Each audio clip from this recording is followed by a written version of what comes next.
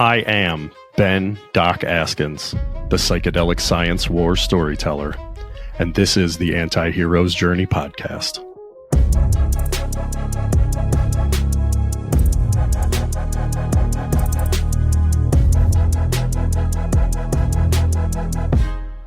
What's going on, all you anti-heroes journeyers out there? This is Doc Askins coming at you another time with one of these Q5 podcasts that I can't get enough of, and it seems like some of you can't get enough of, where I ask 5 of my favorite questions to people on planet Earth that I think are super cool. And the person I've got on planet Earth on the podcast with me today is my friend Dr. Jose Fernandez, who we met for the first time when we were both white belts in Brazilian Jiu-Jitsu, choking each other out. And as I, got to spend more time with him, I got to find out how awesome he is. Here's his background. Dr. Fernandez's research focuses on a wide range of risky behavior and mental health topics with a special focus on suicide and substance abuse, including opioid-related healthcare utilization. Dr. Fernandez has over 20 articles appearing in well-respected journals such as the International Economic Review, the Journal of Economic Education, Journal of Business Venturing, Journal of Economic Perspectives, Journal of Economic Behavior and Organization, and Health Service Research Journal. He has appeared in over 100 local, regional, and national media interviews, including NPR's Planet Money and The Indicator. Dr. Fernandez is a faculty scholar at the Commonwealth Institute of Kentucky, a member of the Statutory Committee Consensus Forecasting Group for the state of Kentucky, the former president of the American Society of Hispanic Economists, member of the Committee on Status of Minority Groups in the Economics Profession, and the chair of the Economics Department at the University of Louisville. Jose, it's a pleasure having you on the podcast today, my friend. Thanks for having me. It's great seeing you again. Yeah, it's been a minute. I've been absent from jiu-jitsu for a hot minute because I've been a little bit busy, but I'll show up again here real soon. I'll let you choke me out first chance I get, Yeah. Well, let's get rocking and rolling here with question number 1. What's your story? So, when I hear that question, it's like, how do I sell myself to other people, right? And when I think about what my story is, I'm half Cuban, half Puerto Rican. My father came from Cuba to the United States back in the late 1970s, trying to get away from Castro and everything else. And so I was born in Miami. I was raised in New York and New Jersey. I've lived in 6 different states, 8 different towns, gone to 10 different schools. And I tell you all this because that moving around really formed who I was and how I became to be the way I am. Now, my father is an interesting character in all this because he's an Episcopalian priest. And that was the reason why we moved around so much. And he didn't start his family until the second act of his life. So when I was born, he was 49 years old. All right. So my dad was always old.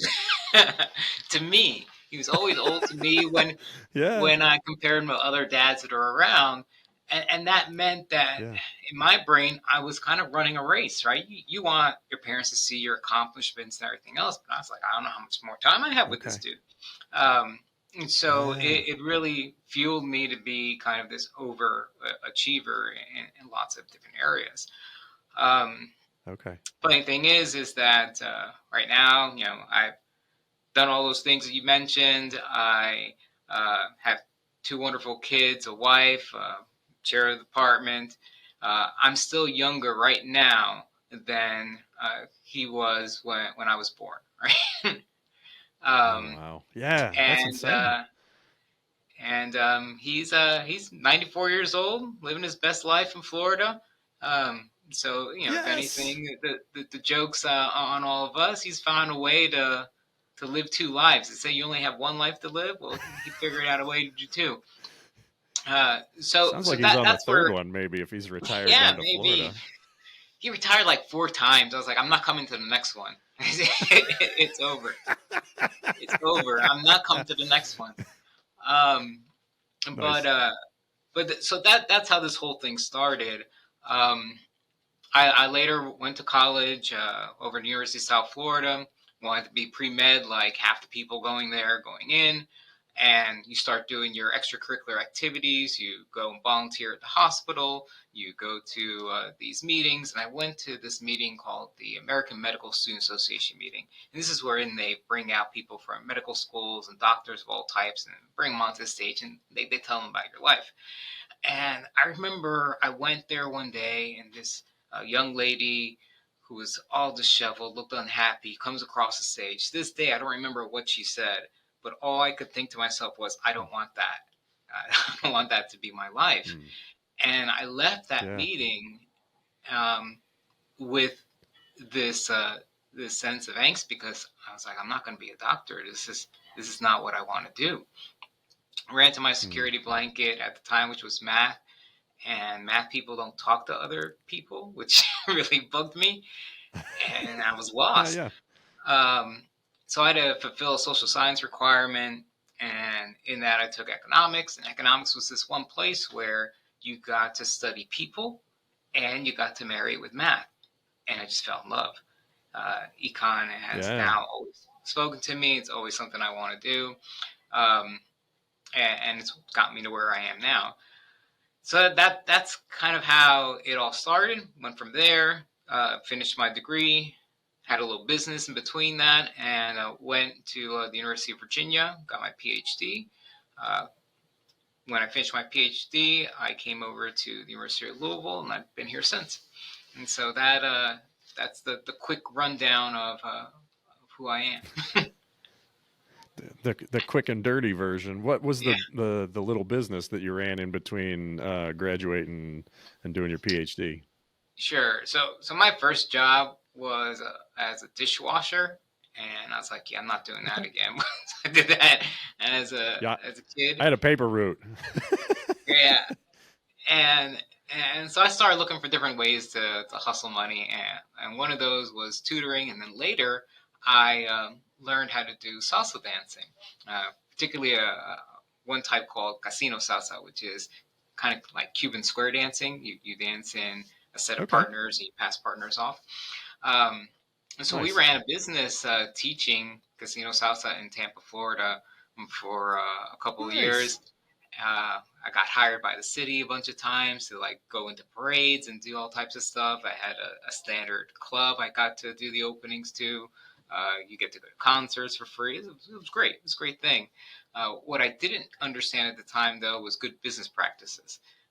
So I forgot to put a non-compete clause. I'm sure you've seen some of these before. A non-compete clause inside of the contract saying that my students couldn't compete against me. And so this young lady who graduated from the College of Business at the time, she was a smart cookie, and she hired an entire graduating class of mine and made them all instructors. Oh no! Right. Just pulled the carpet right out from under you, huh? Exactly. And now at this time, I was already thinking about leaving Tampa and trying to go off to do graduate school, but it just all coincided. And probably within 2 months, she started putting me out of business, and she's still going to this day. She's got multiple dance studios in Tampa. And so she took over Tampa. Exactly. Yeah. So my failure is just someone else's success story there. Yeah. You didn't hand the ball off. You had it stripped away from you and taken to the other end zone. But maybe that opened the door to go get that PhD in Virginia. Yeah. Yeah. No, I'm much better off now. Much better off now. Yeah. And you dodged the bullet of going to medical school and becoming a medical doctor there, but you've got some up close and personal look at how medical school might run. Is that correct? With your so it's like, there? Did I? Because so what I haven't said is that my wife, she is a doctor. Right. So my wife is she's the residency director for family medicine here at U of L. And I met her while she was in medical school. So I still had to like deal with it vicariously. Didn't dodge that bullet quite as thoroughly as you'd hoped to there, Neo. I mean, I didn't have to take the exams or go to class, but other than that, the stress was still there. You have to go through med school, you have to go through the match, you have to go through residency. So Yeah. Yeah. I lived it. Vicariously, you suffered through medical school. Yeah. Yeah. Well, and Uh, from what I can tell, just, following along, being friends on social media, she's pretty legendary in the, Louisville medical community here. She's a pretty awesome lady. I she don't know her is. personally, but I imagine you have a pretty high opinion of her. She is. I mean, I don't have a banner up in downtown, but she does for some reason. Right? Yeah, yeah, yeah. It's loses Louisville, right? Exactly. So it's a different story. She's very shy about that. I'm the extrovert. She's the introvert. So I make her friends Okay. go buy the banner and take like a selfie picture with it.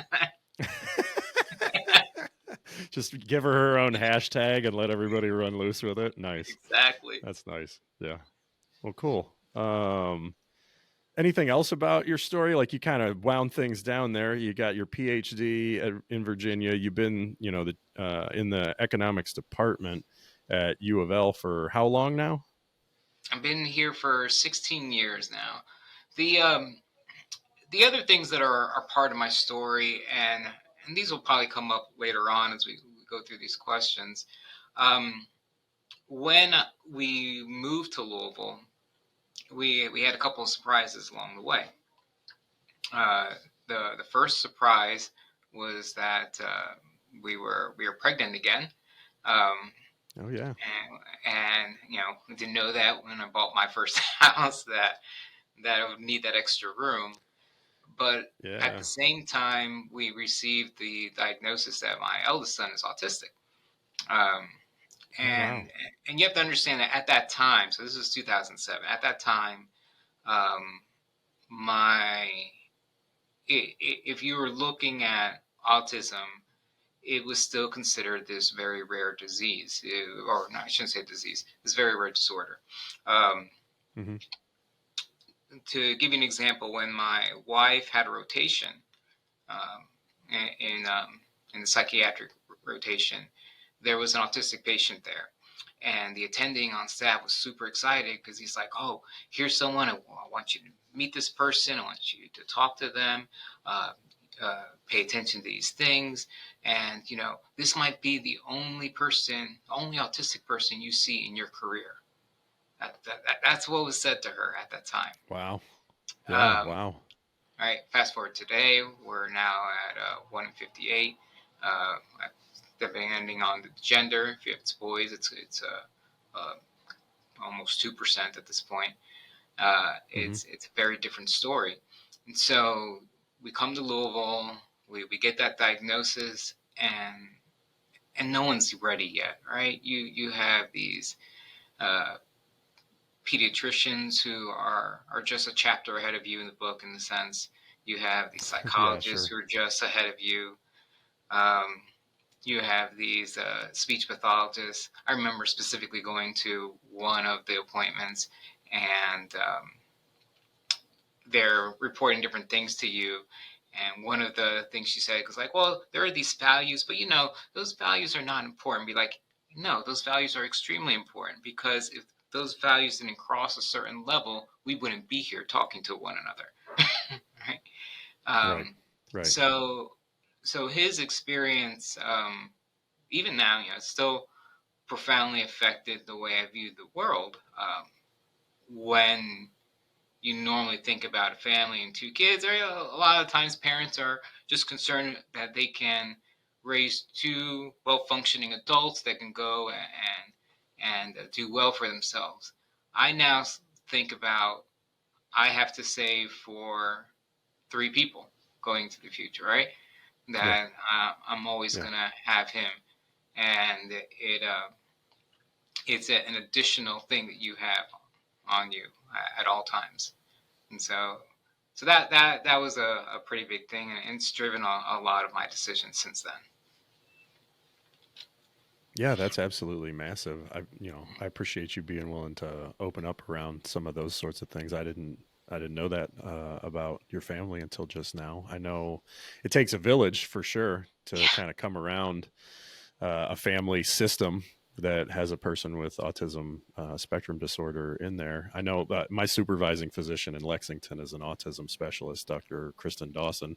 I'm not by any stretch of the imagination, but I'm learning, and she's very good at that with that patient population. So that's super interesting to hear just kind of your perspective, and your perspective too as an economist there, that you're kind of planning ahead for the future, and you've got, the 7 habits of highly effective people. You want to begin with the end in mind, and now you got to begin with a different end in mind than maybe you had planned whenever you got that news.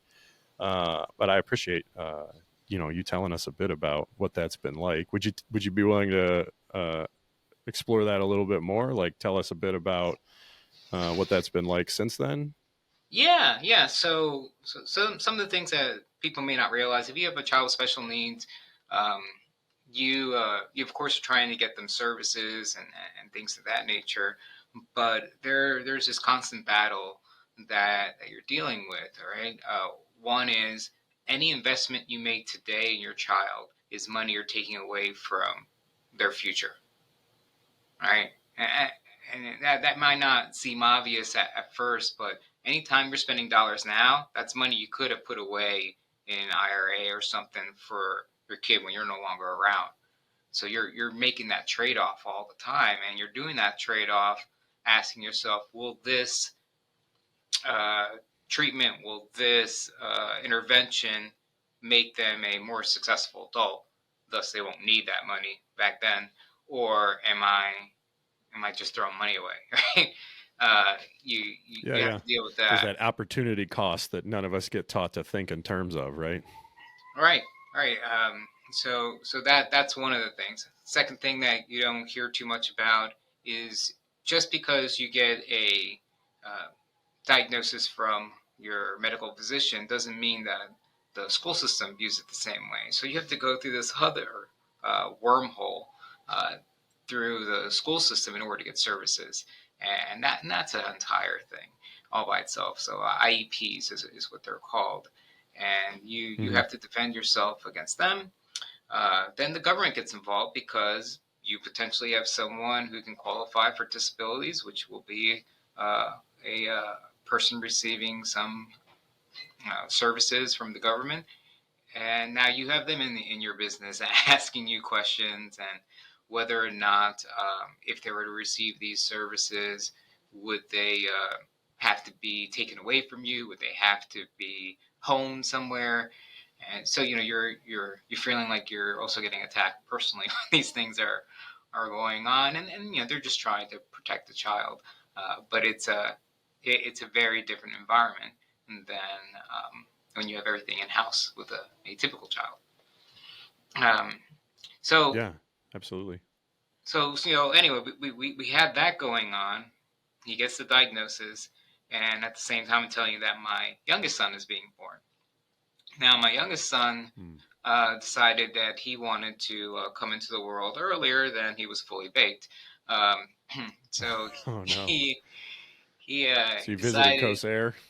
Yeah, he spent 2 weeks at Corsair, and when you go into there, you go into this room, and all the babies are in these little boxes, and you're happy that there is this type of medicine that is available to deal with the situation. And so at first I'm panicking, and then after being in the room for a while, I started feeling guilty, and the guilt is not coming from anything I did or anything like that, but I noticed that he was the big kid in the room, right? Like, he was only there for 2 weeks. There are other people there that have been a lot longer than I have.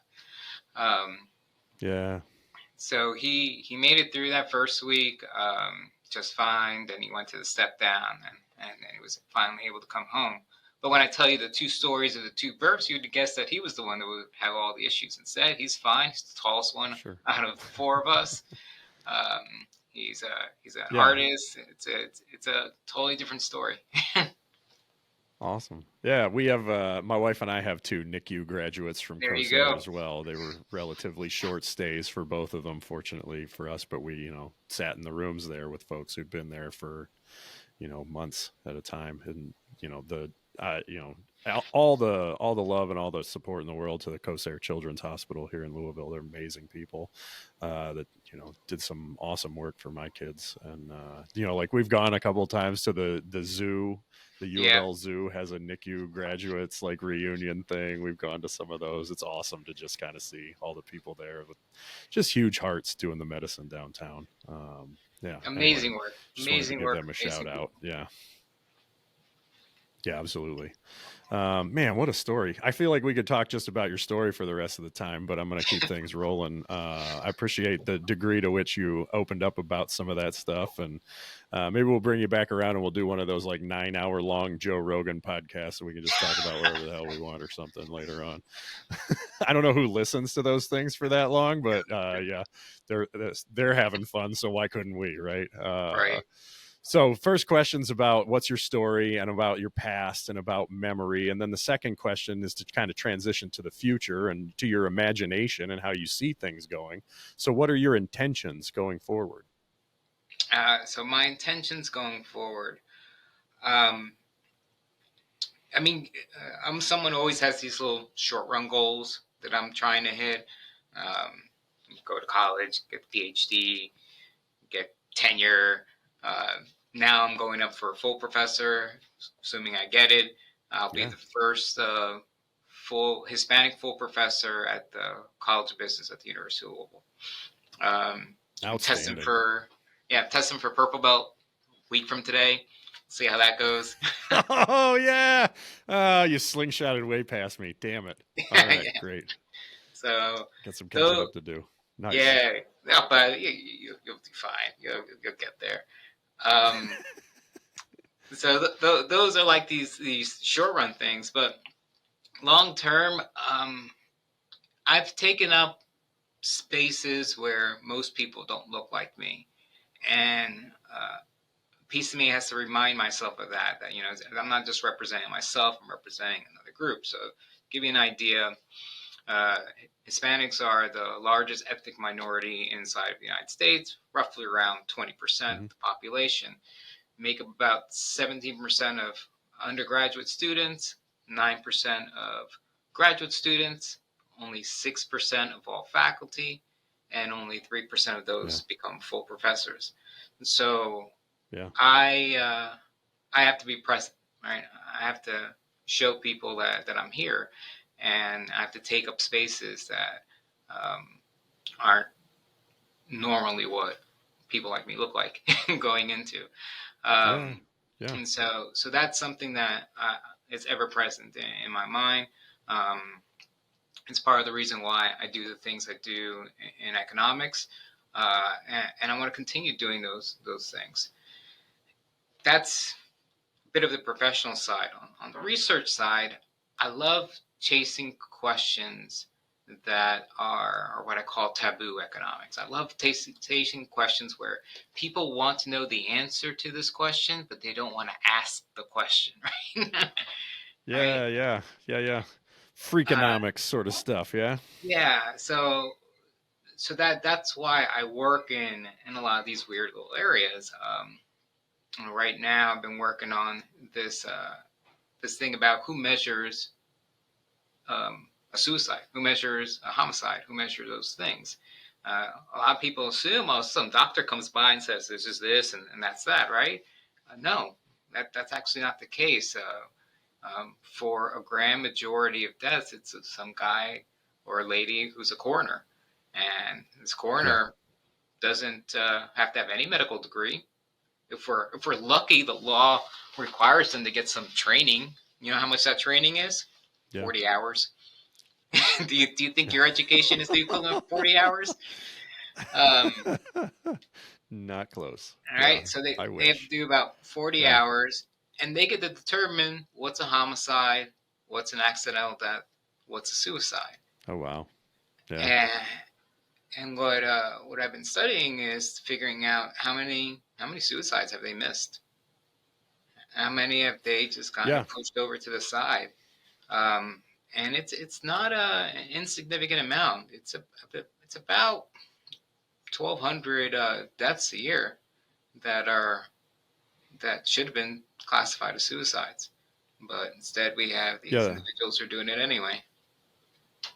The stats around suicide in the veteran population, they've suggested that the government's reporting number might have been off by about 50%. That they were saying, there were the hashtags going around of the, hashtag 22 a day, or people were doing 22 push-ups on social media to raise awareness or some of that stuff.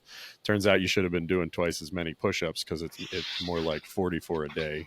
Veterans have been doing poorly in that regard, and the reporting has been, as you mentioned, thoroughly underreported.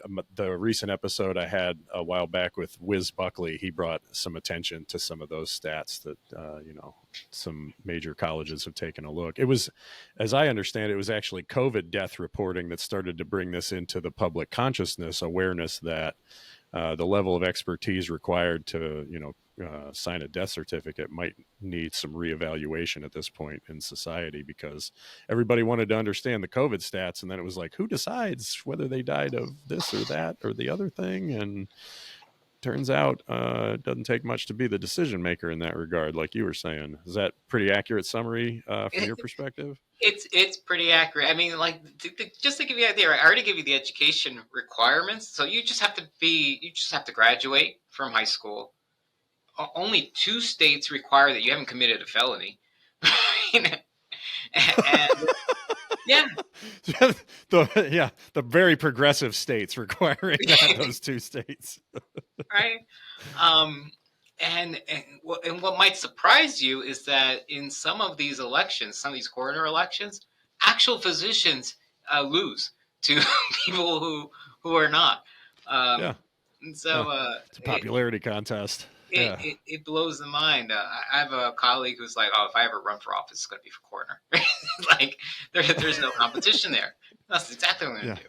It's an easy job. You just check the blocks, all the authority, none of the responsibility. Yeah, sign me up. I'm next. Yeah. When's the next election? It's too late. All right. Yeah. Maybe next year. So like, that's one of the areas I've been looking at. I've been looking at uses of medical marijuana and how we can use in society where it might be a safer option compared to the alternative. So one of those is opioid use, and both medical marijuana and opioids are used for pain. All right, usually for folks that have either recovering from some type of cancer treatment or has some otherwise unspecified pain. And you find that places that have medical marijuana have much lower rates of opioid admissions into the emergency room, into inpatient care, and things of that nature, because now they have an alternative that still provides them some relief, but doesn't provide all those additional potentially dangerous consequences that come along with it. So yeah, I'm no expert on like the medical marijuana situation legislatively or medically, but my understanding of the clinical research that's been done so far, the only real indication that there'll support from clinical trials is the use of marijuana for nausea and like loss of appetite during chemotherapy is where the best studies have been done, suggesting that just like inducing the munchies is medically what we can use this for, which just suggests that we've got a lot more research that needs to be done in that regard around the role of medical marijuana in the care of folks with chronic pain, with chronic diseases, a whole bunch of those sorts of things. We need to do that research for sure. We definitely do, yeah. And then states they're still combating. Right? There's still these moral and ethical questions associated with it. Not everyone's like California or Colorado or whatnot. There's still a lot of states that even when medical marijuana is approved, you can't get the flower, you can't get the actual item. You can get some type of substitute, but not the plant itself, because they don't want to appear like they're pro drugs in those situations. And so, was it just last year that Kentucky passed some legislation around that, or 2 years ago? I forget exactly the dates. So Kentucky just passed the medical marijuana bill. However, there is no way to obtain it. All right, so you can't have it delivered. There is currently no registration system. Um, your physician could prescribe it, but you have to find your own way of getting it. And right now, what that would mean is that someone who wants it would have to go to a neighboring state that allows for reciprocity, and then they can purchase it there and bring it back home. But they haven't set up the infrastructure yet at all, which is too bad, because I mean, Kentucky would be the Saudi Arabia of hemp if you allowed it to be. Right? Yeah, there's been, the National Guard spent an awful lot of time and money, finding fields and burning them out with the JSO program. I got lots of friends that worked in that program and had a lot of fun fast roping out of helicopters to, burn up marijuana plants out in the middle of, eastern Kentucky. Yeah. Exactly. Maybe that needs reevaluated too. I don't know anything about any of that stuff. I was never assigned there or anything, but yeah, it seems like, explain the Saudi Arabia analogy. Sure. So we know Saudi Arabia is one of the largest oil producers. Kentucky happens to have farm ground that would be perfect for marijuana or for hemp. And there is an old history to it as well. So for your listeners out there, I want you to Google cornbread mafia. Just go ahead and Google that. Yes, this is such a good story. Yes, you need to go down the rabbit hole on the cornbread mafia. Everybody Google that and learn some interesting things about Kentucky's history. It's an awesome story. And so the cornbread mafia, just to give you the quick rundown, they were this family operation, we'll say, that were the middleman between marijuana in the U.S. and Canada. So they essentially rode this like pipeline between Kentucky and Canada and supplying Canada with marijuana. And they held on to it for a very long time, and quietly too, when you consider all the other things that are going on around it. You might say, why is that possible? Well, Kentucky has a history of doing things to help you relax. We're a bourbon manufacturing industry. Bourbon wasn't always legal. The Bourbon Trail, sure. Right? Yeah, so sometimes that Bourbon Trail was the White Lightning Trail. People making what they wanted to make, how to make it. They had stills and all that. And marijuana was another one of those options that was available that you could grow along that same type of tract of land. And so this group were collective farmers, we'll say, and they put their items together, and they were able to sell them for a profitable amount to Canada, and they did so at a high rate. It's that show on FX, Justified. Allegedly might have been loosely based on some actual history. If you double click on the cornbread mafia, and then you enjoyed watching Timothy Oliphant do his gunslinger routine. That's all set in Harlan County. That's right. And I got another story on that one. So a different paper we wrote about is prohibition is still alive and well in Kentucky. There are counties in Kentucky where you cannot purchase alcohol. Right, dry counties. Right? There are dry counties. And I already told you that there's a history of, if I can't buy it, who says I can't make it? Right? Even though the law says you can't make it. Up in the hollers. Right? It turns out that in those same dry counties, there were higher rates of methamphetamine labs. So if you're already willing to do one illegal activity, what's one more at that point, right? Sure. And again, for listeners, if you don't know, reason meth was so popular in the Midwest was that they had a shortage of other types of drugs they could get, right? We were far from lots of borders, and so it would take a while to get those drugs, other than marijuana, of course. And meth was one of these drugs where all you needed was basically a hardware store, a pharmacy, and you were good to go. There's been enough innovation in the production of meth that people were making meth in like Walmart bathrooms. And they would just go and not even purchase stuff, just grab the things off the shelves, go to the bathroom and cook it right there. And so, Yeah. Yeah, yeah. People would shave zinc batteries and just yeah, crush some of that stuff up and use that. Yeah, like I've gotten some like counter drug briefings along the way in various careers that I've had, and the stuff that people will do just to alter their neurochemistry at home is mind-boggling. yeah. Oh, the shake and bake, right, where they put it all in a 2 liter bottle, and right. Yeah, yeah, yeah. So It's these like things toilet were, wine in prison yeah, or whatever. It's like orange juice and bread. All right, cool. Whatever, like if your life is that miserable, I can understand to some degree, wanting to change whatever you can possibly change to get some relief. to get People some. people go way out of their way to make that happen for sure.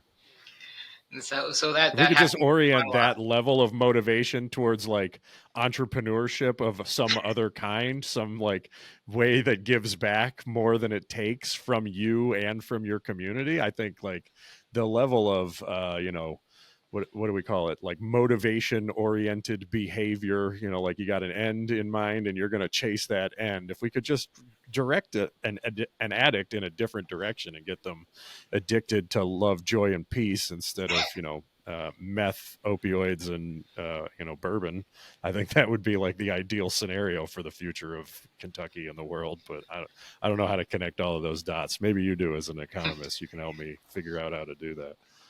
I mean, it clearly shows their capability. They can do chemistry, they can do marketing, Right. right? Yeah. All Like they're kinds of initiative, ingenuity. Yep. so yeah. So Kentucky is giving me a lot of fertile ground to do studies, and and that was Yeah. that was another one that we picked up along the way.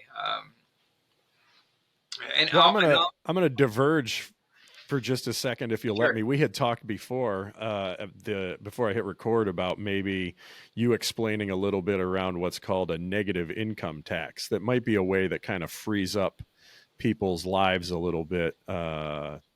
Not exactly the way that we were just talking about, like the way that redirected entrepreneurship from methamphetamine production in your your bathroom to Sure. And so starting a business, but the that negative maybe this income might help. tax. When we think Yeah. about the negative income tax, you have to think about our current system. So in our current system, um, each one of us will file our paperwork April 15th, right? Instead of the government actually sending us a bill, we have to tell them how much we owe them. And then they double check us. And but the way it works is that for your first $10,000, you don't get taxed on, and then you progressively get taxed on a little bit, as you move further and further up your income amount. Sometimes people think that you just get taxed based off of your totality of your income, and it's actually not the case. You get based off of different parts of your income as it goes forward. Great. One of the issues that we have in the United States is that we've wanted to help lower income households so much that we sometimes create what's called the poverty trap. And the poverty trap is where if someone can sit down and figure out what type of government services they are qualified for, there is an incentive not to work. Um, and that incentive of not to work creates this trap because if you work, you actually will have less income, right? And I know that sounds odd to some people, but the way that this happens is that if you work, you will no longer qualify for some of those government services, which collectively could mean less household income for you. So people rationally sometimes make the choice and they say it's better for me not to work and just go ahead and collect these things. The negative Sure. income tax is supposed to undo that. So the way that works is that there is some baseline level of income where you still have to submit, right? You still have to file your taxes in order to receive it. But as you increase your income, the amount that's taken in taxes, or in some cases given to you, wouldn't be as steep, and so you would still actually be earning more as you work more, and you would keep this negative income tax until we reach some level of income that society has decided is a livable income, and at that point you would continue on the progressive tax system that we have today. This was one of those ideas that Milton Friedman put forward. And Milton Friedman, and for those who don't know, was a very starch libertarian at the time. So this sounded like this crazy liberal idea coming from him, but even he saw it as a way to increase productivity because you got more people to go out and work, more people to provide their ideas. Plus, it gave them time to buy things and have leisure and do stuff other than having to constantly worry about where that next paycheck's coming from, potentially have more health issues because of that additional stress and other things going on in their life. That this was a way for us to more efficiently still provide the right incentives to work, but still help those individuals that we want to help. Yeah, the first time I heard about it, it seemed like the math on it just made perfect sense to me. It was this way of threading the needle between, unbridled capitalism where, people are dependent on charitable giving for everything to get out of poverty versus, an authoritarian, socialist sort of structure where everything's dependent on taxation being, redistributed. It's this way of passing through a third way that could help a ton of people and still incentivizes work, right? So that it made sense to me as a complete non-economist sitting on the outside watching a TED talk. I was like, oh, this is genius. I'm going to ask, hey, I know a guy.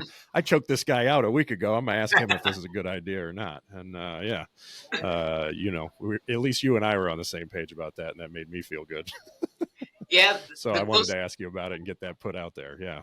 The closest thing we have to it now is the earned income tax credit, and that it's supposed to act that way, but it only acts that way for households of a certain type. So you have to be a couple, you have to have kids.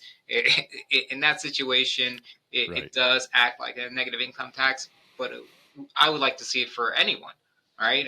Especially these days when you hear about men in particular, right? So some of these lost men who are not progressing in their lives, they're staying at home. They don't have that many job prospects. They're lonely, right? They don't have friends, things of that nature. We need to provide them an avenue to be successful in life and to move forward. Because if not, there's lots of bad things that happen if you stay in that category too long. Higher rates of crime, higher rates of illicit drug use, higher rates of self-harm. So this actually could have recruiting into terrorist organizations. Yes. Like that's the prime crop for a whole bunch of our enemies to just kind of get inside somebody's head and turn them against their neighborhood and against their community. And it'd be a way economically to try to prevent, mass shootings, prevent a whole lot of violence and a whole lot of crime, right? Yeah. The psychology makes sense to me and the math makes sense to me. I'm, decent at both as an amateur, but I'm glad to hear that you at least see eye to eye with me about that much, right? Well, that's awesome. I appreciate you diverging with me for a moment on that subject. But let's bring it back around to the Q5 and ask you this third question. The way that I like to bridge the past and the future in people's stories is to ask them about gratefulness. So, what are you grateful for, Jose? I'm very grateful for one, my wife.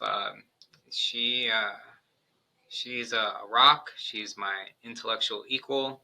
She's another firstborn, so we tend to see the world in a similar way. But she's different enough from me that she complements me in those areas that I'm weakest. Growing up in the Northeast, you often are quick and to the point, right? There's this saying that people from the East Coast are kind but not nice, and people from the West Coast are nice but not kind. And folks ask, what does that mean? And go like, well, if you have a blowout on I-95, and someone from the West Coast is driving by, they're going like, "Oh, bless their heart. I hope they're able to get back on the road and things will be fine." And they continue Yeah, on yeah. down the road. Meanwhile, someone from Jersey will pull up behind you, cuss you out for being a terrible driver, yell at you for not knowing how to change your own tire. And while all this is going on, they're changing your tire for you. They're checking everything. They're doing all this, and they're like, "Now get back on the road, you Yeah, freaking yeah. moron!" and but right, they sat down and they helped you out. Exactly. um, Nice. so Yeah, yeah, yeah. so I was, a little bit too East Coasty. I would go directly to the point on a lot of things, not really thinking of the filter of how that would hit people's feelings along the Nice. way. Yeah, And yeah. she's made me think a little bit more about that. Um, Being an economist, I'm cheap, and so when people come asking for donations and things of that nature, I go like, "Oh no, you want to talk to the philanthropic arm of the Fernandez family? You need to go speak to my wife." Yeah. You get out the So calculator and she just gets out the checkbook. That's a good balance, right? Good yeah, balance. and I'm very grateful for my wife. I'm grateful for my kids, and this is I've told you a little bit of the story about them. Um, they're very different from me. So it's when you before you're a parent, you sometimes sit there and you hope, oh, teach them how to wrestle and play baseball and do all these great things. And my kids are very Yeah. different from me, and it's allowed me to Yeah. see the world in a different way. So my youngest is an artist, and I'm on the Nice. opposite side, very technical, analytical, and he lets me see the beauty and the art that's in the world. And then my eldest, my autistic son, if I could bottle up happiness and sell it, I'd be a billionaire, because he every Oh, day he yeah. wakes up and the world is this awesome place to him. It just really is. Yes. And people, when they think about autism, they sometimes think about like Rain Man or something like that. And Sure. they're all different. They're all different. They all view the world differently. It's not a one size fits all type of diagnosis. He's a very affectionate person, very um, proper, very respectful, always wants to help people out, and he really embraces what life should be about. Right, it should be about sharing your time with the people around you. Now, he Yeah. may not talk to you while this is going on, but it doesn't mean that he doesn't care for you. He probably cares for you quite a bit if he's willing to have you around, because he doesn't want to be touched or anything Right. like that. Right. But if he's willing to be in the same room with you, Sure. he's caring for you quite a bit. And so I'm very grateful for being allowed to share that experience, to see that experience from his eyes, as difficult as it could be sometimes. So Yeah. that I, I'm very lucky to have grown up in a household with two parents who put education first, that allowed me to have a bilingual and bicultural life, um, that never treated me differently, because this happens with my extended family sometimes. Never treated me differently because I was the American, right, quote unquote, in the group. Okay. Um, Yeah, yeah. because my Puerto Rican family will sometimes say, "Well, you guys from over there," and even when they come to visit me here, they'll say, "You guys from over there," and I go like, "Where Over are you there. now? Yeah, You yeah, guys are the yeah. ones from over It's there not a now." geographical there. No, Yeah, yeah. It's a yeah, cultural there. yeah. They never let me feel like I wasn't Cuban or Puerto Rican enough to be a part of the group. And so that I have an awesome job. I mean, I get to come in every day and talk about ideas and how those ideas affect Yeah. people. That I'm still surprised they paid me to do that. Right, like that's just fantastic. Yeah.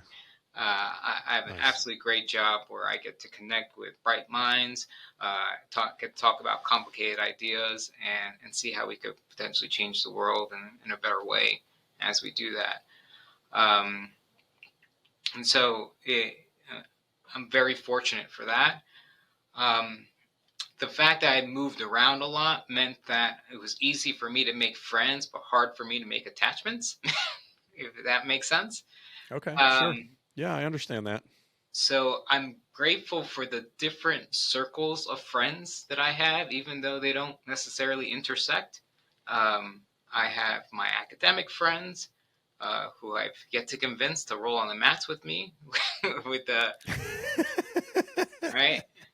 So then I have this separate group of maniacs that come from all different walks of life that are my jiu-jitsu friends, Yeah. all right, which Yeah. are fantastic individuals that you build a bond with because you have to trust them with your body, right?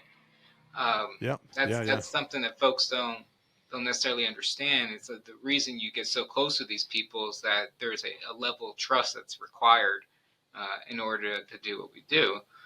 Um, Exactly. and then I have my autism family friends. All right, we're all going through the same thing together.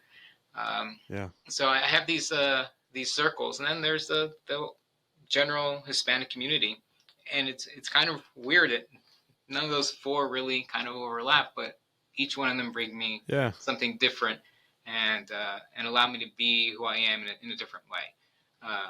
So Yeah, they're all kind of integrated in you. Yeah. yeah, and so I'm very grateful for all those experiences. And in some cases, you have to be grateful for the trials and tribulations of life because they form who you are.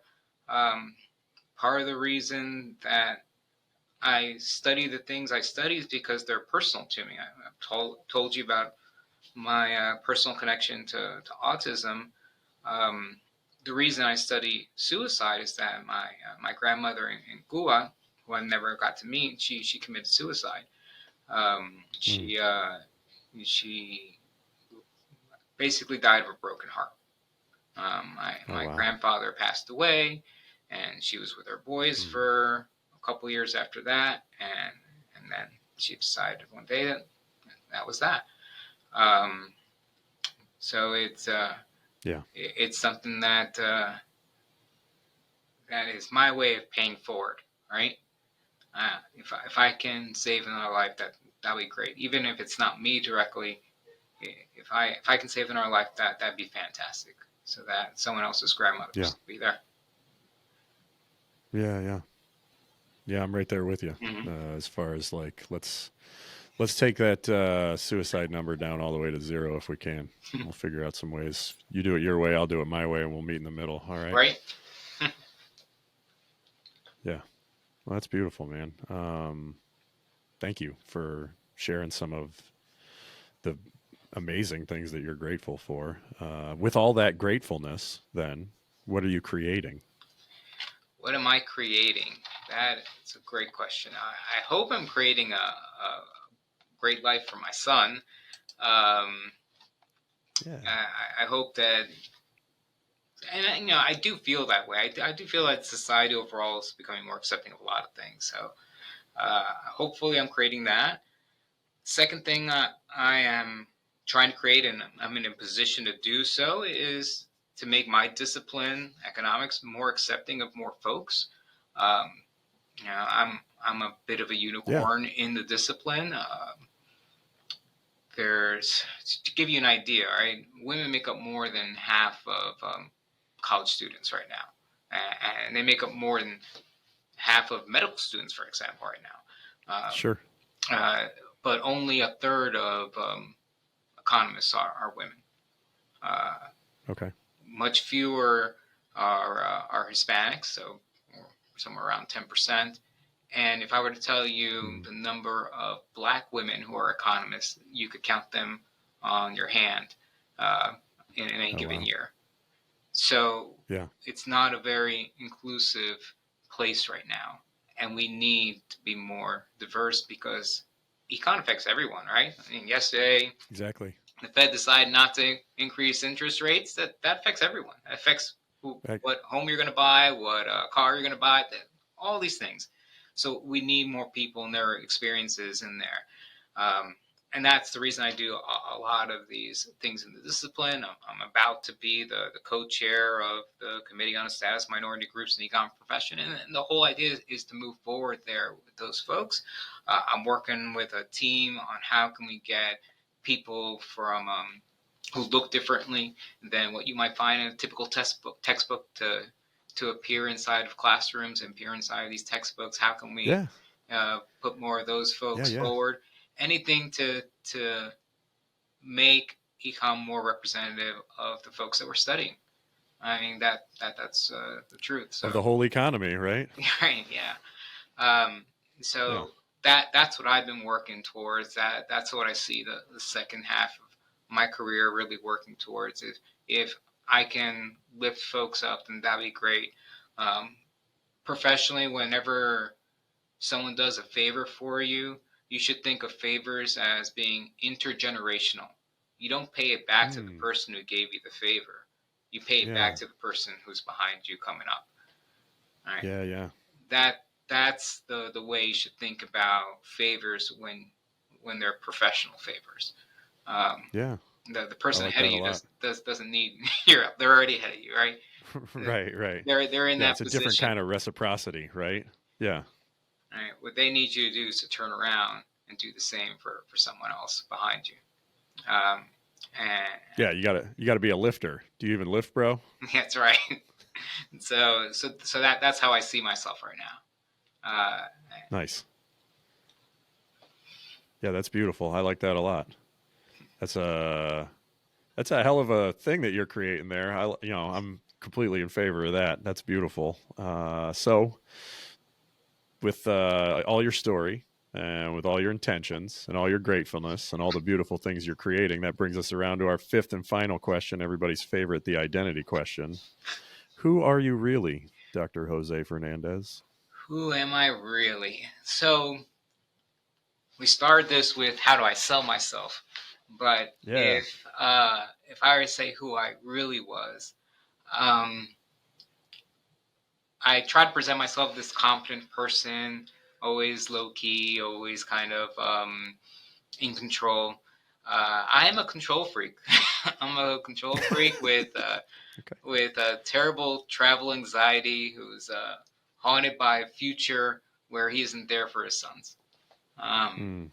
Right? I'm a person that can at times be crippled by anxiety if I'm sitting, say, down in the middle of an orchestra or inside of a plane when you are taking off or landing because you can't get up. I'm totally crippled at that point. But if you put me on the stage instead, or put me in front of the classroom, I feel completely at home. I feel totally safe there. Sure. It is it's a bit of an oxymoron in that sense, but a much easier going person when I can express how I'm feeling, how I'm doing, and I'm not when I'm out of control and I have to let the wheel go to to someone else. And so that's Jesus, take the wheel. Yeah, that is that's who I really am. Probably do a good job hiding it, but those who know. Yeah. Okay. Yeah, I appreciate that level of authenticity and vulnerability in the answers, and I've noticed that across the board in the people that give this fifth question an answer. I appreciate your answer greatly. Do you have any final thoughts you want to share with the audience? Yes.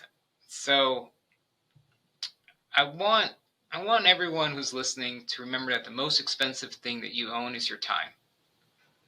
Most expensive thing you own is your time. I teach a class called Law and Economics, and every single time I have this class, I ask them a very specific question. I ask the students, hey, how many of you would be happy to receive $10 million today? All right, all the hands go up. They all fly up. They're like, yeah, I'll be happy to receive $10 million today. That'd be fantastic. It could change my life. And then I say, okay, what if I told you I would give you $10 million today, right now, but you don't wake up tomorrow? How many of you want those $10 million? And all of a sudden, all the hands fall. And I didn't choose $10 million haphazardly. Right? That is the average statistical value of life, at least from the eyes of the government. When they're making up population policies or environmental policies, they're using that number. And I asked them that question because I want them to realize that their time, right, is worth more than this $10 million, because they're willing to wake up tomorrow. They're willing to do this again. So when you think about how you spend your time, know that that is the one thing that is very hard to replace. You can't get it back once you've used it. And there's no amount of money for some folks that can buy you more of it. There's certain activities that there's no money that's available that can allow you to experience it. So think of your education, think of, like, if you're a musician, all those hours that you put into being a musician, you can't just buy that. You have to put the work in. We do martial arts. You can't get good at jiu-jitsu if you don't show up on the mats and do jiu-jitsu. It's there's no Matrix Neo effect where you put it in your brain and I know jiu-jitsu now. That doesn't work. Not yet. So your time is your most valuable thing. And since it's your most valuable thing, you should be doing what makes you happy and will make you a better person. That's how you should be spending your time. That's what I want people to remember. That's beautiful. That's some real wisdom being dropped there. And I'm incredibly grateful for the time that you've been willing to give me and the audience. Thank you so much. You're very welcome. Still want to see you on the mats, though. It's been a pleasure. Yeah. Don't give me a pass. Keep bugging me. They got enough classes there. Shout out to Gracie Jiu-Jitsu of Kentucky and Scott Smith and Adam Miller and all the other. There's got to be 10,000 black belts there now. It's like the best school in the world. Just, I love it there. They're awesome people. I just my attendance has always been low, and I'm doing my best to get back in there again soon. But yeah, they're great people, and I'm really glad that we were able to connect there and to connect today. Thank you for your time, my friend. Thank you, Doc. All right, Doc out.